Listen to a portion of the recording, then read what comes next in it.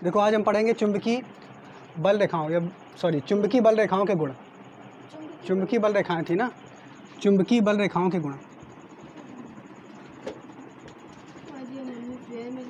ठीक है, चुंबकीय बल रेखाओं के गुण देखते हैं बच्चों। तो ये क्या होते हैं चुंबकीय बल रेखाएं? कल हमने आपको बताया चुंबकीय बल रेखाएं क्या होती हैं, है ना। तो मान लेते हैं ये कोई चुंबक है बच्चों, देखो इधर फिर से इसको समझते हैं। ये एक चुंबक है और इस चुंबक का ये वाला सिरा यन है और ये वाला सिरा यस है। कल हमने आपको बताया था कि चुंबकीय बल रेखाएं जो होती हैं वो यन सिरे से निकलती हैं और ऐसे यस सिरे में प्रवेश कर जाती हैं। इधर यन सिरे से निकलेंगी और इधर यस सिरे में प्रवेश कर जाती हैं चुंबकीय बल रेखाएं।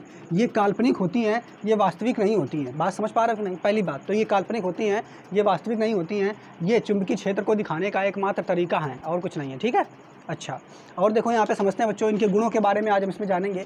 तो पहला गुण लिखा हुआ है, इनके किसी बिंदु पर खींची गई स्पर्श रेखा उस बिंदु पर विद्युत क्षेत्र की दिशा को प्रदर्शित करती है। मतलब यहाँ पे आप जान रहे हो बच्चों कि ये चुंबक है, इस चुंबक के चारों तरफ विद्युत क्षेत्र है। ये तो जानते हो ना आप लोग? ठीक है, ये हमने बताया था चुंबक के चारों ओर का क्षेत्र जो होता है वो विद्युत क्षेत्र होता है।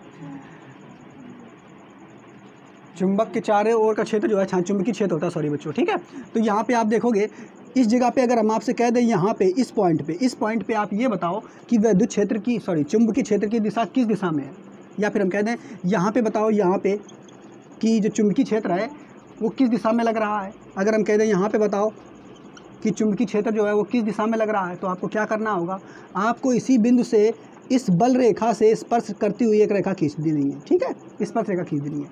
इधर से ऐसे खींचोगे, ये स्पर्श करती हुई एक रेखा खींच देनी है। इधर को करना है, स्पर्श करती हुई एक रेखा खींच देनी है। तो अगर आपसे कोई कह दे बताओ इस बिंदु पर चुंबकीय क्षेत्र की रेखा क्या है, तो इस बिंदु पर चुंबकीय क्षेत्र की जो दिशा होगी वो नीचे की ओर होगी। इस बिंदु पे अगर हम पूछ दें चुंबकीय क्षेत्र की दिशा क्या है, तो स्पर्श करती हुई रेखा खींची तो इस दिशा में होगी। इस बिंदु पे अगर पूछ दें चुंबकीय क्षेत्र की दिशा क्या है, तो वो इस दिशा में होगी। अगर हम कह दें यहाँ पे बताओ चुंबकीय क्षेत्र की दिशा क्या होगी, तो यहाँ से स्पर्श करती हुई हमें एक रेखा खींच देनी है और यही रेखा बताएगी कि इस बिंदु पर चुंबकीय क्षेत्र की दिशा इस दिशा में होगी। तो बस ये पहली बात। क्या लिखा हुआ है, इसके किसी भी बिंदु पर, किसके बिंदु पर, बल रेखा के किसी भी बिंदु पर खींची गई स्पर्श रेखा उस बिंदु पर विद्युत क्षेत्र, यहाँ पे विद्युत क्षेत्र चुंबकीय क्षेत्र की दिशा को प्रदर्शित करता है। ठीक है बच्चे, बात समझ पाया कि नहीं? फिर अगला यहाँ पे देखेंगे, ये बल रेखाएं एक दूसरे को कभी भी काटती नहीं है। बात समझना, ये बल रेखाएं जो होती हैं कभी भी एक दूसरे को नहीं काटती हैं। देखो इधर, यहाँ समझते हैं, ये बल रेखाएं, पहली बात तो समझ में आ गई ना। अगर आपको दिशा निकालनी है तो क्या करना है, स्पर्श करती हुई रेखा खींच देना है। ठीक, चलो अच्छा। तो ये बल रेखाएं जो है कभी भी एक दूसरे को काटती नहीं। कैसे? तो हमने आपको बताया ये एन सिरे से निकलती हैं और एस सिरे में ऐसे प्रवेश कर जाती हैं। एन सिरे से निकलती हैं और एस सिरे में ऐसे प्रवेश कर जाती हैं। ये तो हम पढ़ चुके हैं, जानते हैं बड़े अच्छे से। ठीक है बच्चों, लेकिन ये बल रेखाएं कभी भी एक दूसरे को ऐसे कट नहीं करेंगे। कैसे? ऐसे ही एक दूसरे को काटेंगे नहीं कभी भी। ये बल रेखाएं जो हैं कभी भी एक दूसरे को ऐसे नहीं काटती। बात समझ पा रहे हो नहीं? अगर मान लो ये जिस बिंदु पे काट रही हैं, मान लो इस बिंदु पे अगर काट रही हैं, इस बिंदु पे मान लिया हमने काट रही हैं, तो जिस बिंदु पे काटेंगे तो वहाँ कितनी स्पर्श रेखा खींची जा सकती है? 2 खींची जा सकती है कि 2 कि नहीं? बताओ भाई यहाँ पे अगर आप देखोगे तो स्पर्श रेखा अगर खींचोगे तो ये दिशा बता रही है ये। ठीक, और जहाँ पे अगर काट रही हैं तो यहाँ पे क्या 2 स्पर्श रेखा खींच सकते हैं, कि ये दिशा वाली और एक इसके लिए ये दिशा वाली। तो एक ही बिंदु पर क्या चुंबकीय क्षेत्र 2 या 2 से अधिक दिशा में हो सकता है? क्या नहीं हो सकता है। चुंबकीय क्षेत्र एक दिशा में, एक बिंदु पर एक ही दिशा में होगा। यानी इस बिंदु पर देखोगे तो इसी दिशा में है। क्या हम ये कह सकते हैं इस बिंदु पे इस दिशा में होगा? क्या नहीं। अगर इस बिंदु पे इस दिशा में होगा तो मतलब ये चुंबकीय बल रेखाएं एक दूसरे को काट रही होती हैं। लेकिन चूंकि चुंबकीय क्षेत्र एक बिंदु पर एक ही दिशा में होता है, वो और दिशाओं में नहीं होता है। जैसे चुंबक है ये चुंबक है, तो इस चुंबक का चुंबकीय क्षेत्र मान लेते हैं इस दिशा में है, तो ये इसको दूर भगाएगा? ऐसा तो है नहीं कि इसको दूर भगाएगा फिर पास भी बुलाए, तो 2 दिशा में चुंबकीय क्षेत्र हो जाएगा। बात समझ पा रहे हो नहीं?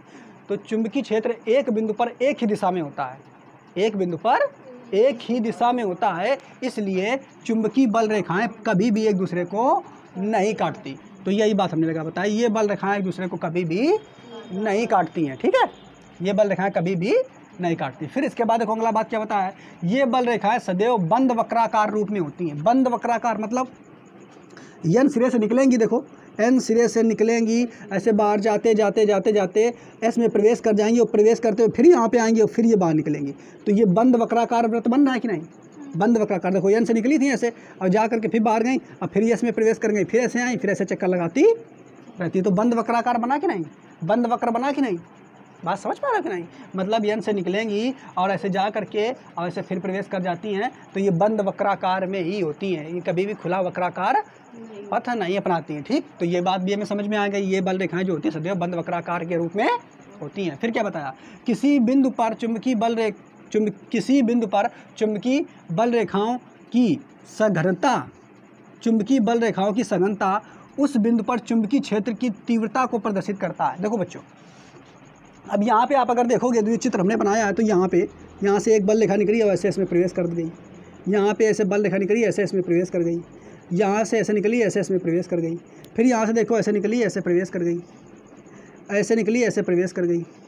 ठीक, अब यहाँ पे अगर आप देखो बच्चों कि चुंबकीय बल रेखाओं की सघनता कहाँ पे? सघनता का मतलब कहाँ पर ज़्यादा से ज़्यादा मात्रा में आपको चुंबकीय बल रेखाएं दिख रही हैं। तो कहाँ दिख रही हैं? यहाँ पे देखो कितनी ज़्यादा मात्रा में, कम जगह में है, बहुत ज़्यादा मात्रा में हैं। ये भी यहाँ पे जितनी बाई निकलेंगी उतनी हैं, लेकिन ये बहुत ज़्यादा जगह में फैली हैं और यहाँ पे इतनी बिल्कुल कम जगह में आ रही हैं सब। ऐसा समझ सकते हो, ये एक छोटा सा रूम है, इसमें से 20 लोग निकले हैं और जब ये बाहर गए अपना तो अपना एक एक रूम ले लिया। ठीक, ऐसा समझ रहे हो नहीं? तो ये जब बाहर निकले तो अपना खुल जगह, बहुत जगह में फैल गए। तो सघन कहाँ पे होंगी? यहाँ होंगी कि नहीं? यहाँ सघनता ज़्यादा है। बात समझ रहे हो? ऐसे समझ सकते हो। जैसे बाज़ार में जब लोग जाते हैं तो बाज़ार में बहुत सारे लोग एक ही जगह पे इकट्ठा हो जाते हैं, तो वहाँ लोग बहुत घने दिखाई देते हैं। और वही जब लोग अपने घरों में चले जाते हैं तो ऐसा लगता है कि लोग जो है एकदम विरल हो गए हैं, विरल मात्रा लोगों की कम हो गई है। बिल्कुल ऐसे ही लोग उतने ही हैं, लेकिन यहाँ कम जगह में है, कम जगह में है। जब कम जगह में है उतने ही लोग कम जगह में फैले हुए हैं, तो बल रेखाओं की सघनता ज़्यादा है। और जहाँ पे बल रेखाओं की सघनता ज़्यादा होती है वहाँ चुंबकीय क्षेत्र का मान बहुत ज़्यादा होता है। तो यहाँ पे चुंबकीय क्षेत्र सबसे प्रबल होगा और यहाँ पे चुंबकीय क्षेत्र कम होता है। क्यों कम है? क्योंकि यहाँ बल रेखाएं दूर दूर हो गई हैं। इसीलिए जब चुंबक के दूर होते हैं तो चुंबक, इसीलिए जब चुंबक, ये मान लो तो चुंबक है बच्चों, इस चुंबक से इतनी दूर पे आप होगे तो चुंबक को धीरे धीरे घसीटता है। क्यों? क्योंकि यहाँ पे बल रेखाएं दूर दूर हैं और जब दूर दूर हैं तो वहाँ चुंबकीय क्षेत्र सघन नहीं होगा, कम होगा, उसकी तीव्रता कम होगी, इसलिए धीमे धीमे घसीटता है। और जैसे ही पास आते हैं उसके तो बहुत तेज़ी घसीट लेता है, क्योंकि वहाँ बल रेखाएं बहुत सघन हो जाती हैं, चुंबकीय क्षेत्र का मान बहुत ज़्यादा हो जाता है। बात समझ पाए कि नहीं? तो चुंबकीय बल रेखाओं की सघनता जहाँ ज़्यादा होगी वहाँ चुंबकीय क्षेत्र का मान ज़्यादा होगा। यानी यहाँ पे चुंबकीय क्षेत्र का मान बहुत ज़्यादा होता है किनारों पर। ठीक है बच्चों, यहाँ किनारों पर चुंबकीय क्षेत्र का मान बहुत ज़्यादा होता है और दूरी जब बढ़ जाती है तो वहाँ चुंबकीय क्षेत्र का मान कम हो जाता है। ठीक, ये बात भी आपको समझ में आ गई होगी। अगला, एक समान चुंबकीय क्षेत्र की बल रेखाएं समांतर तथा समदूरस्थ होती हैं। तो एक समान चुंबकीय क्षेत्र अगर कह दे तो एक यहाँ पे देखोगी, यहाँ पे अगर देखोगी क्या बल रेखाएं समांतर हैं क्या? नहीं भाई, कोई देखो यहाँ पे इतनी टेढ़ी टेढ़ी आ रही, कहीं यहाँ पे टेढ़ी टेढ़ी आ रही। लेकिन अगर हम यहाँ पे बात करें, यहाँ पे देखो ये रेखा और ये रेखा और ये, इसको थोड़ा सही बना देते हैं,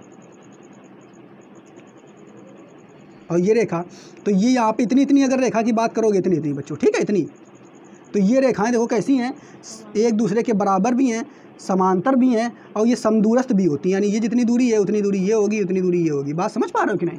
यहाँ पे हमने थोड़ा टेढ़ा मेढ़ा बना दिया तो ऐसा आपको लग रहा है। तो एक समान चुंबकीय क्षेत्र क्या होता है? यदि बल रेखाएं एक दूसरे के बिल्कुल समांतर तथा समदूरस्थ हो जाएं, ऐसे एक दूसरे के बिल्कुल समांतर और बीच की दूरी बराबर। बात समझ पा रहे हो कि नहीं? तो वो क्या कहलाता है? एक समान चुंबकीय क्षेत्र। बात समझ पा रहे हो कि नहीं? एक समान चुंबकीय क्षेत्र क्या कहलाता है? जब बल रेखाएं एक दूसरे के समांतर तथा समदूरस्थ हों तो वो बल रेखा क्या कहलाती हैं? वो चुंबकीय क्षेत्र एक समान चुंबकीय क्षेत्र कहलाता है। तो ये प्रमुख गुण थे चुंबकीय क्षेत्र के, चुंबकीय बल रेखाओं के। इनको आप बना लो। इसको बंद कर दो बेटा।